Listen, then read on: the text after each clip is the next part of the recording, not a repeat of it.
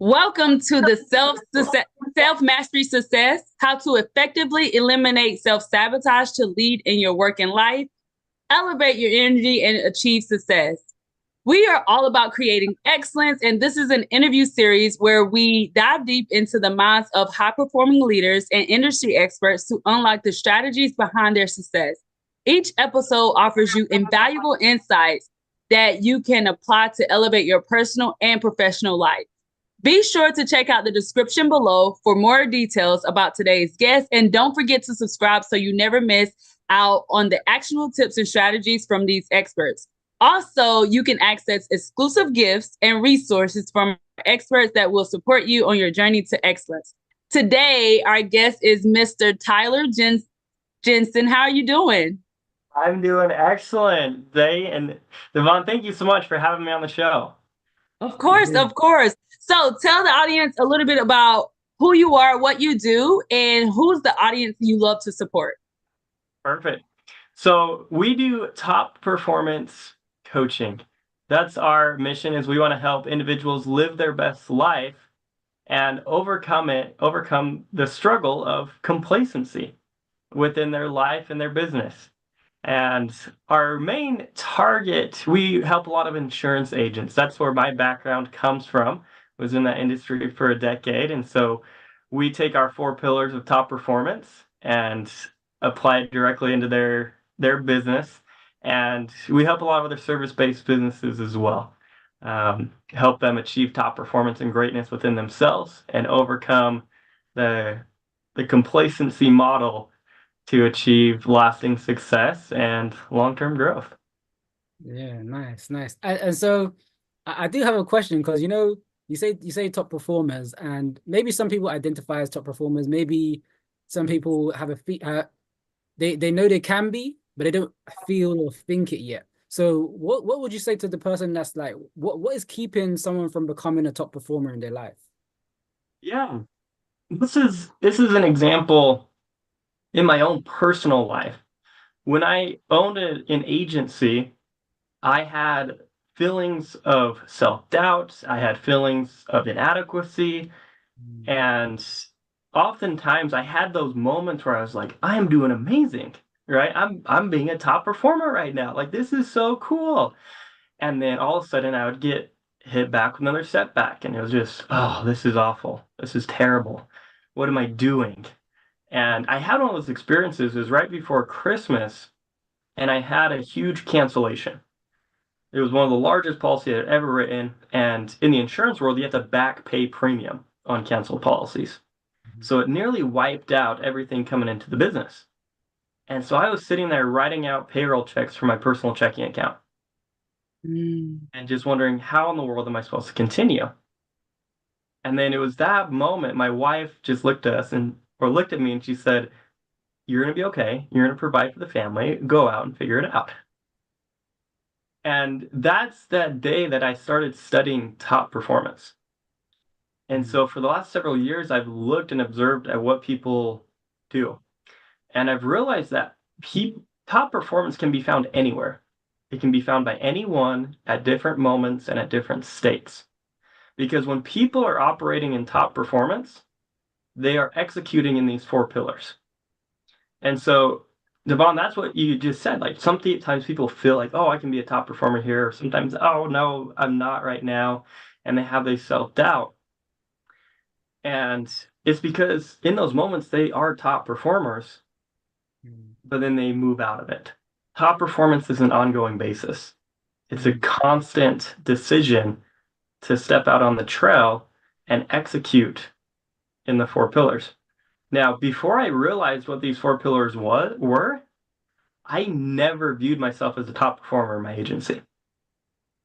It wasn't until years down the road when I realized kind of the key aspect, which is optimism. Having that mindset allowed me to then look back at the years owning an agency and realize I was a top performer in those moments.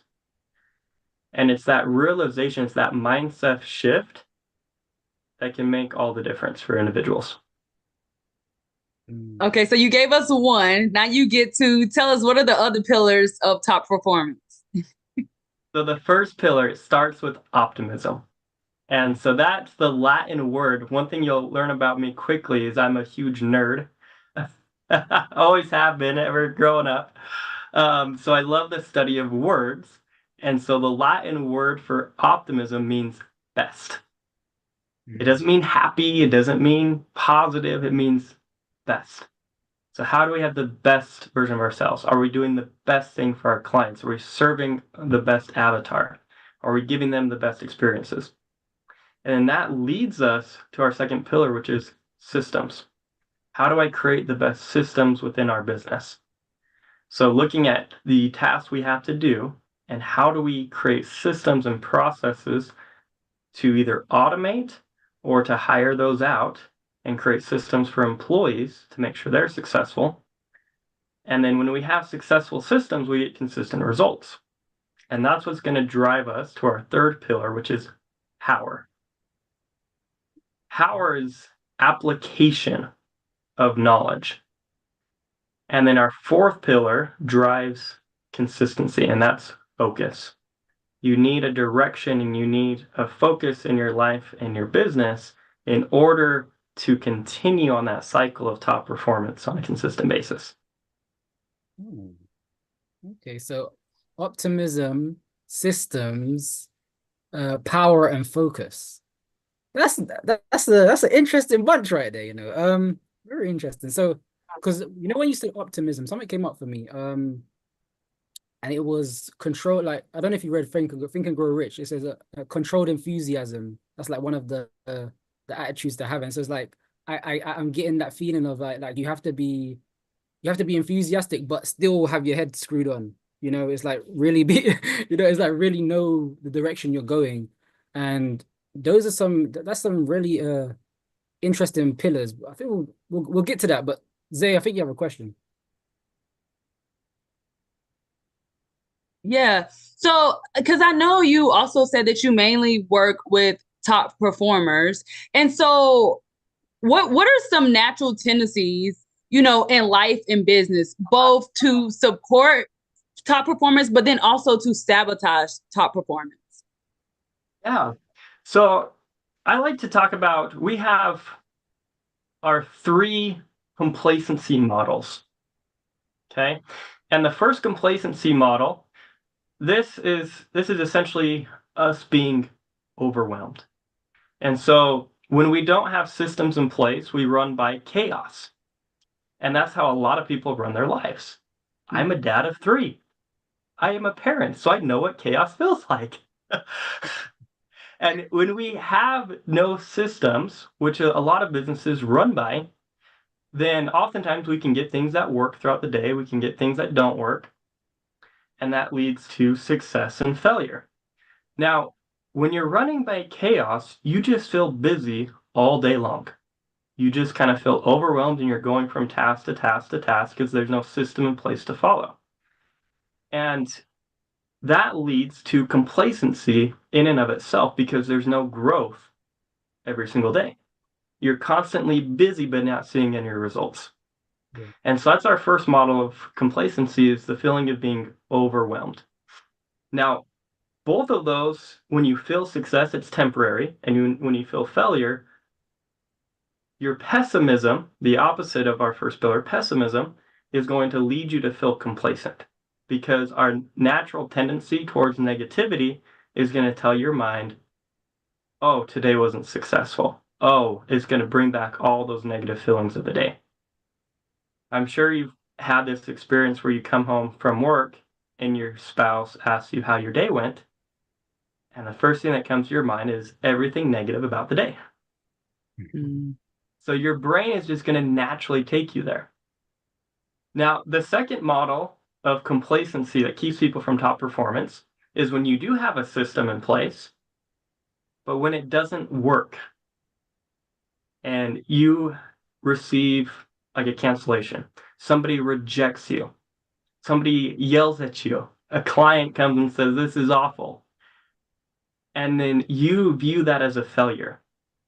So because of our natural tendency of pessimism, we dwell on that. And then that induces fear. Yeah. And that fear keeps us safe. So the next time you have to make a call, your brain says, don't make that call again. That was scary the last time. Somebody yelled at you. And so then that induces complacency. So that's what we call our natural tendency. That's our natural complacency model. And people do that on average 2 hours a day. Wow. Mm. Wow. Oh. You know what's interesting? Hopefully the audience caught on, but I'm like very, very on point. So it's like I noticed that when you was describing the complacencies, you'll see the connections between the pillars as you was describing it. And so what was so interesting is like, okay, for example, when you said or you have systems, but it doesn't work. It's like that's the power. You can't apply it, right? Correct. But and so now and then of course now when you're in that process where now okay you've got the power, you've got all the tools you need, but it's like now you're just losing focus because now you're distracted even though you got everything in place. Like what's the so tell us how do we use the complacency template and the pillars together to respond to these different trials that actually happen in these different aspects of our life? You are right on point, Devon. You literally described it, because that's our next model.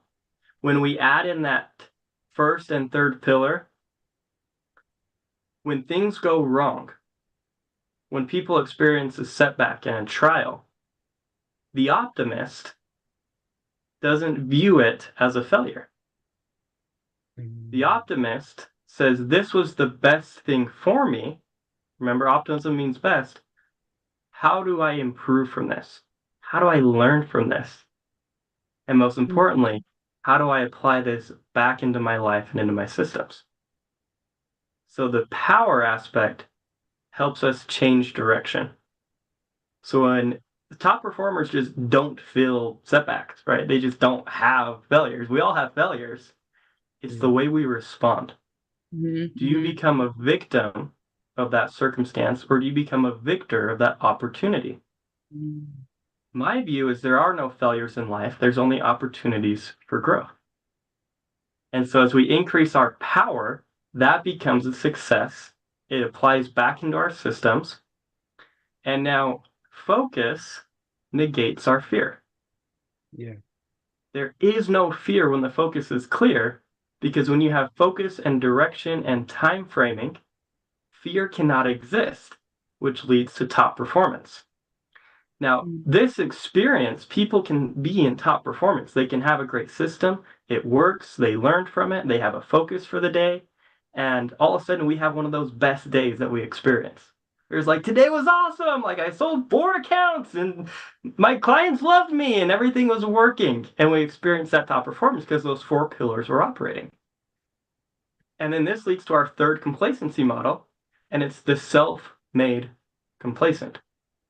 It's where you're experiencing top performance in your business and you feel that you're good.